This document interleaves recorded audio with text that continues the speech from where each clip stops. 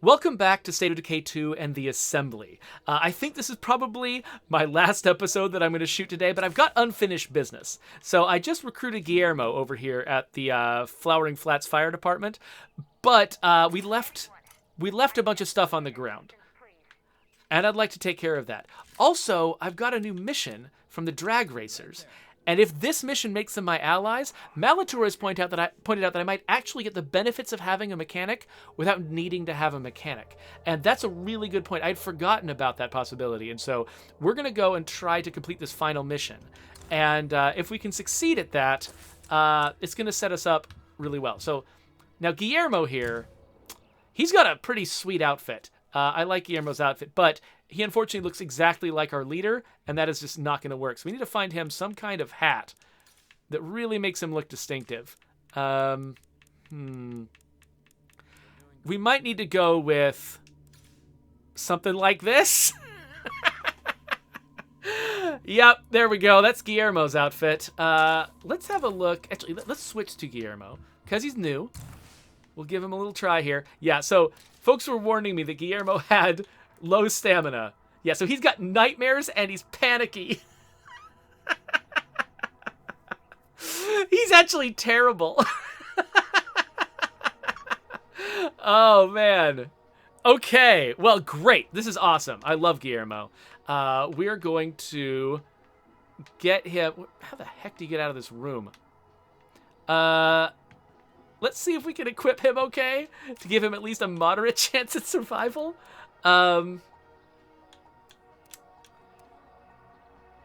Let's get him a nice BAR and a...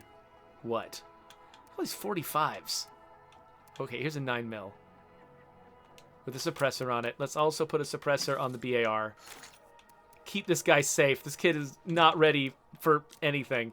He's got a nice big old shovel. That seems like a lot. Let's grab him like a parang or something like that. Something a little bit more quick and usable. Let's grab him some heals. That's about all I've got in the way of consumables. Why am I only finding computers textbooks? That's kind of weird. Okay. So we're kind of equipped. You know what? We've been collecting ammo and not really using it. Let's distribute a little bit of ammo here to see if I can get some backup bullets for these guns. Finally, yes, we got some 9mm. Good. Okay, 9mm is good. Okay, let's send this guy out. Okay, so first thing we're going to do is go back to the fire station and collect a lot of the stuff that we lost. We're going to avoid that juggernaut because, you know why. Because juggernauts are scary. And actually, let's grab some fuel for our car. Bum, bum, bum, bum, bum, bum, bum. Grab some fuel for our car.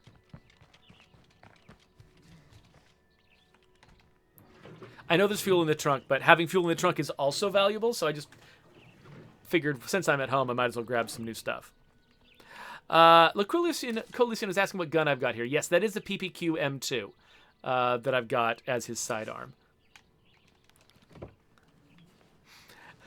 Cogs is predicting that given how things have been going this session, this survivor is probably doomed.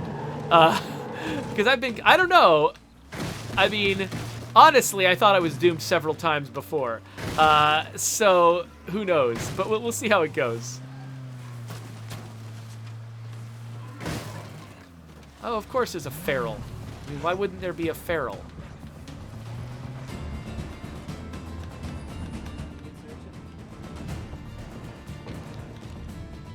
Okay, he didn't follow me all the way here. Or is he about to follow me? There's a whole horde coming.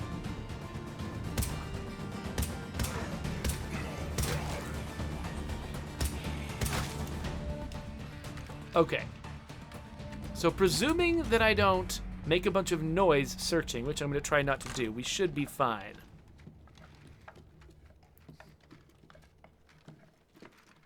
Colucion is asking if I can actually give him this sidearm, because apparently it's one of the few guns he just can't find. I don't know. I don't really play a lot of co-op, So I don't know. I don't know.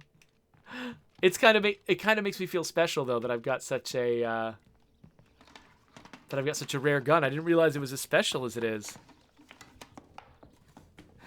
So Malator points out that if I actually roleplay this character who has the trait Panicky, that means that I might actually have a chance of surviving because I could run away from every battle. Oh, by the way, I think somebody, was it Coalition who says I got that reference in the third trait? Yeah, so I had a lot of fun coming up with the text that shows up as the descriptions of these traits. And yeah, game over, man, game over.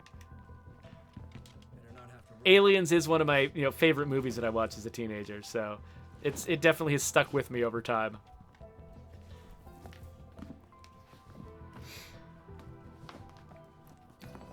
So Coalition is pointing out that this sidearm actually is says the description there. Lieutenant Meredith from Red Talon says that this is actually one of the kind of sidearm that he used to carry. So that's part of what makes it kind of special. So I can see why you'd want it.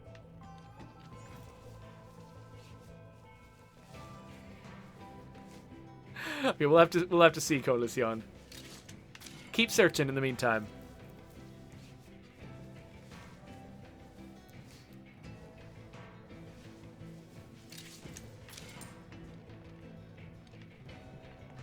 All right, drop some stuff off in the back. These guys stack pretty well. All right, more searching.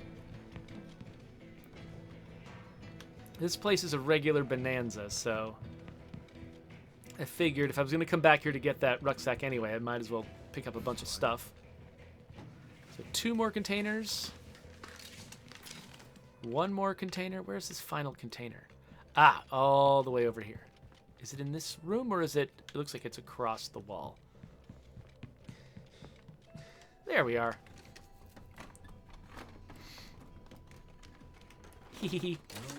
Whoa, another one.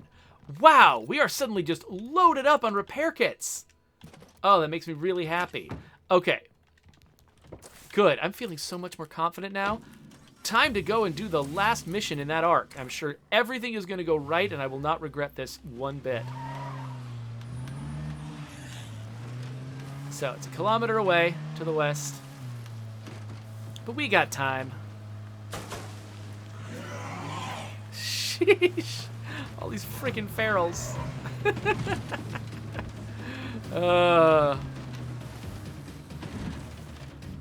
This one. Oh, no!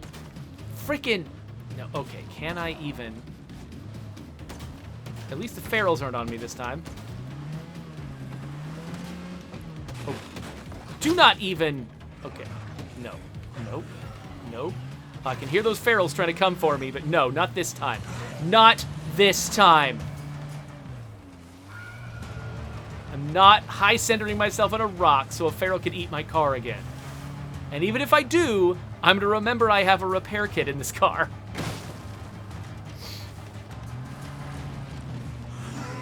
I'm not going to take a million trips back and forth again. The one thing I am going to have to do is kill some plague hearts at some point. I remember my goal when we first got started here was to get to the point where I could actually fight some plague hearts. And, we stuck to some aspects of my goal, but I just keep getting distracted.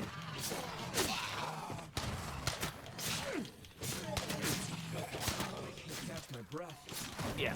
Okay, we're going to have to... See, this guy's going to have to do a lot of running. He's going to do a lot of jogging.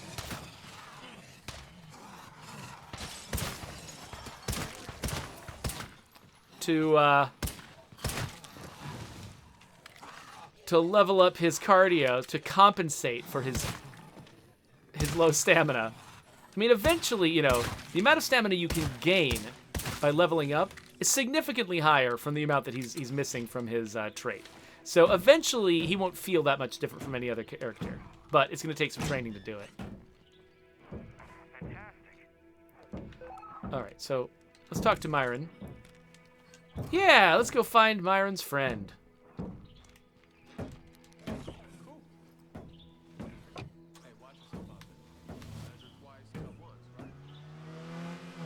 He's over at the country church. Wait a minute. The country church? That's a player base.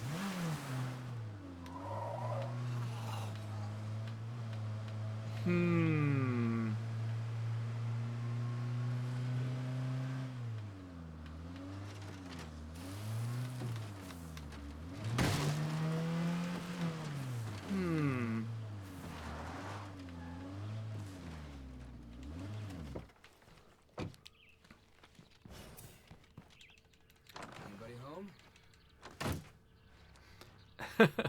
So, B Downs wants us to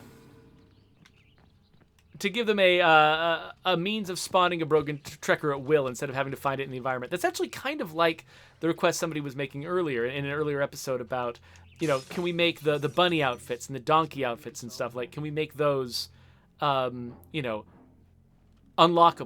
And I think that we want to have there be some things in the world that are like exciting to discover out in the world, whether it's a character to recruit or a vehicle to drive that you can't get any other way, because otherwise nothing in the world is exciting to find. If everything in the world can just be manufactured or obtained by some other means, then you never really have those exciting moments of like, oh, look what I found, I'm so excited about this. Like, we want to make sure that stays there. So I don't think we can make everything. Right behind you. We can't make everything that way. Okay, is it really going to be this simple? Part of me was like, oh wait, I was trying to remember if maybe this was like one of the intros to the Cannibals or something like that, because it was at a player base. But it looks like no. Looks like this seems like it's a fairly normal mission. Okay, seriously? You know what, dude? Let's just get in the car, man. Get in the car. Your little ankle. Come on. All right, take him back home. So yeah, this must just be a regular old generic mission. That's fine. I don't mind it being a little easier.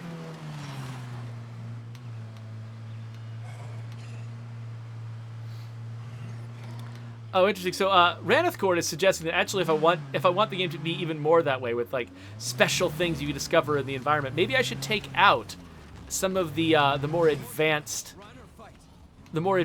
traits from things like Unbreakable, or some of the really big popular ones like that. Take them out of the generator, sort of out of the character schema that we use at the very front end when you're just sort of rolling characters endlessly. Honestly, like, I don't think I could possibly do that now. I think that we would have a revolt on our hands if I did that. But if I had decided to do that when the game hadn't come out yet, and we had come out with the game having those traits be things you could only discover out in the world as a very unusual thing, Sure thing. then I think that would actually make sense. That would have been a good choice. We didn't do it, and I think it's too late now. So one problem, and this is a thing that I really don't like about the way our enclave system works. Our enclaves, we don't determine what benefits they offer at the time we create the enclave. Instead, missions assign the benefits. So I just realized this enclave just became allied, but because they did it with a generic mission, they didn't give me any kind of special ongoing benefit. And so so Malitor was suggesting that it's possible to get this enclave to give you knowledge of mechanics. But if we did, I must not have followed the series of missions that would have done that would have succeeded at that. And so now I'm looking at these characters, Good to see you alive. and I'm like, you know what? If I'm not going to get that kind of benefit from them as an enclave, and since I actually have, you notice, by the way, I finally got that final bounty. I finally got that top bounty there. So if I'm not going to be able to use them as a source of mechanics, now we'll check this. We'll double check it and see if maybe I'm wrong about this. But yeah, so we do not have knowledge of mechanics right now. So that means that whatever route you can take with these mechanics that can get you that, I didn't take that route. So I think that means that the best thing I can do is grab a useful character here. So Tom might be a good one. Taniqua, is anything special about you? I could choose between engineer and auto mechanics with Taniqua, because she still hasn't developed her mechanics all the way. And then Myron. Anything special about Myron? His stamina is really high, but I think it's because he's got endurance. It's not because he's got any kind of special trait. I think it's just he's leveled up his endurance. His mechanics is, again, it's flexible. I can decide if I want auto mechanics or engineering.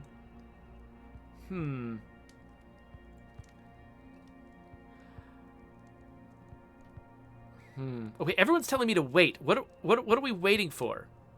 Oh, Malator is saying, careful, if they have Blood Plague, which they might from that big fight that we had, then I might want to make sure I have Cure on me in case they're just suddenly about to die. So that is one thing that I should think about. So, Cog is saying, wait a minute, it might be auto mechanics.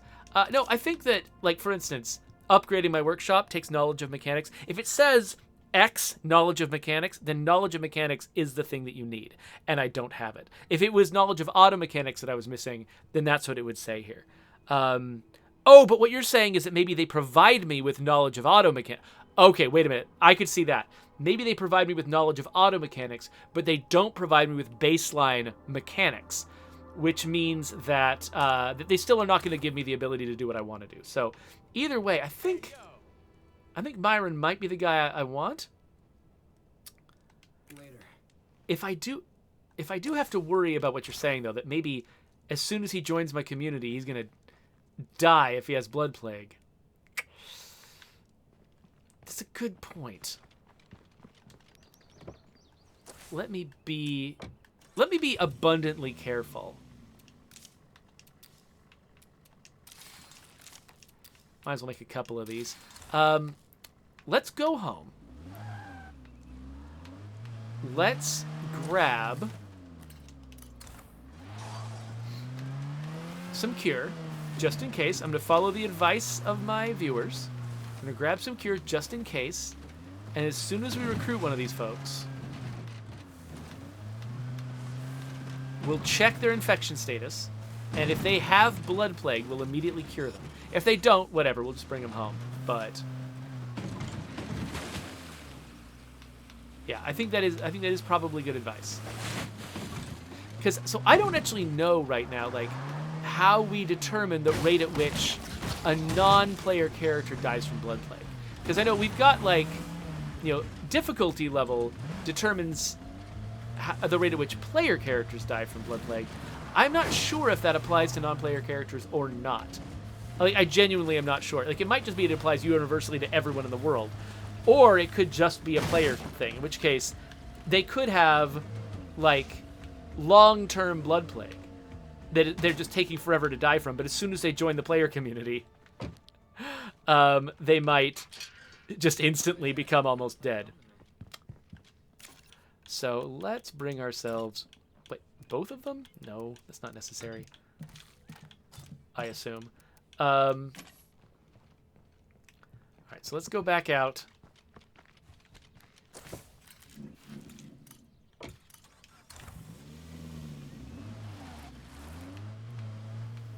Okay, so Malator is saying that actually what he's picked up on is that they might not have a timer at all until you recruit them. Well, in that case, I probably, no matter what, would probably have 10 minutes to get them back to base. But, oh gosh, I'm freaking high-centered. No! Stop this crap right now. Okay, well, we're not in the best shape, but whatever. Another thing I should do, though, is before I disband that enclave, let's see what they have to sell. Because, for instance, if they have toolkits, that might be useful to me right now.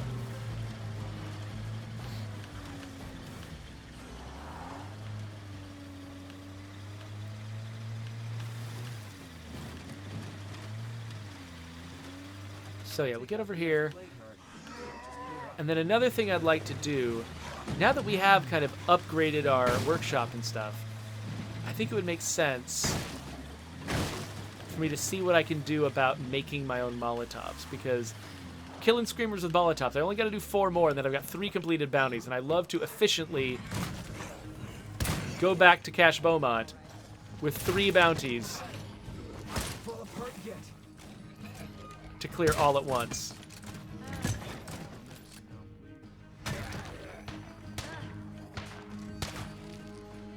All right, so I like Myron. Wait, let's... Hold on. 1 more. 2 more. Reloading. Come on. Okay, you got him? Great. The last magazine here. Okay, Myron. How about... Oh, wait, no. Trade. We're going to trade. Before we recruit, trade. Some trading. Oh, they've got a bunch of Molotovs. They don't have toolkits, but they've got a bunch of fire. Do I care? Let's look at my base real fast. So I can make 6 Molotovs for 4 fuel.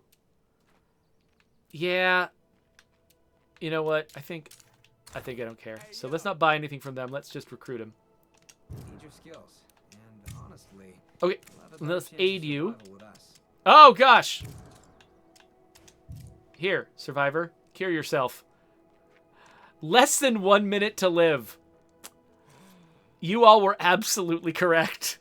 That was about to go very badly if I had not brought a cure. Thank you, audience. I'm so glad that I have you. You're wonderful people. Hey, come here. Hey, don't just run home. Hey, you wanna Stay lend with a hand? me. And let's head back. And then I think, so after we get back with him, I think we're done for the day with State of Decay 2. Obviously, if you're watching this later on YouTube, then chances are, by now, I've recorded more episodes. So there's probably another episode after this for you. I'm just not going to make it today. Because I think we've actually got a pretty clear next step. This episode, the main reason I shot this episode just now was because I was worried I was going to forget that I'd left some fuel at the fire station. And I also didn't want to lose that mission that was going to give me an alliance with the drag racers. And so I had these ongoing things that I just didn't want to lose track of. But now, for my next... for my next session, I think I've actually got a much clearer line of attack. It's a much clearer, more obvious thing that I want to do next. Which is, I've got this last bounty, killing Screamers with fire. And, at the same time, I've got a bunch of infestations, each of which will have at least 1 Screamer in it.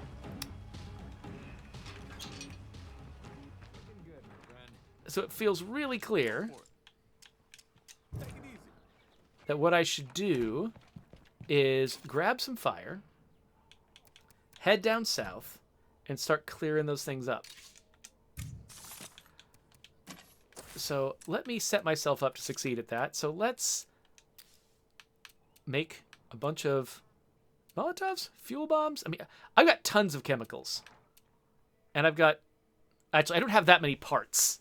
So, yeah, I guess Molotovs is good enough for now. I'll switch to grabbing fuel bombs once I'm a little bit better equipped. And then Myron, nah, he's probably in trouble. Let's switch to Creighton. Creighton's a great guy. We like Creighton. We'll leave him as sort of our current character. Let's get him nice and equipped.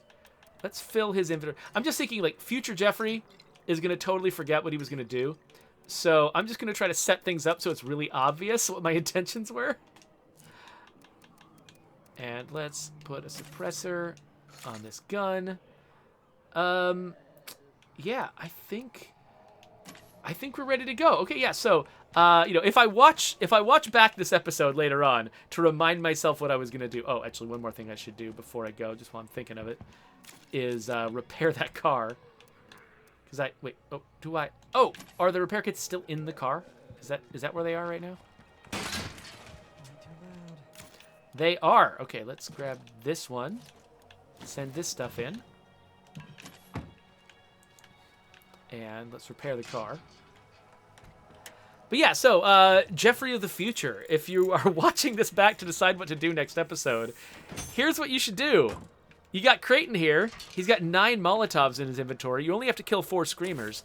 And you've got 3 infestations. Each of them has 1 Screamer, but I'm sure you're going to run into another Screamer along the way because you just always do. In fact, oh, wait a minute. Wait a minute.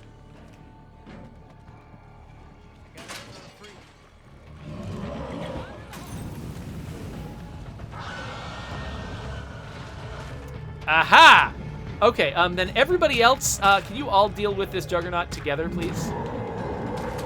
No, please don't murder any of my people. I'd really appreciate it. That's Fanning. Fanning's in bad shape. Fanning, get the crap away from that guy. Do not attack him.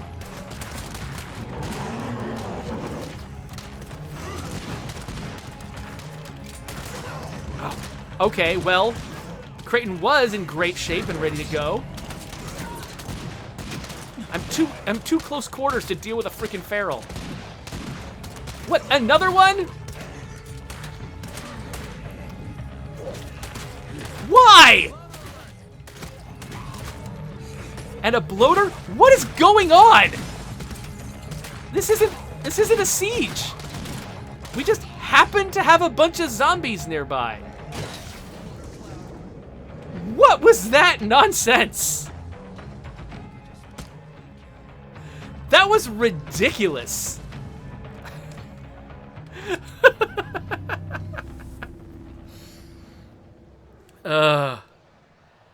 Okay.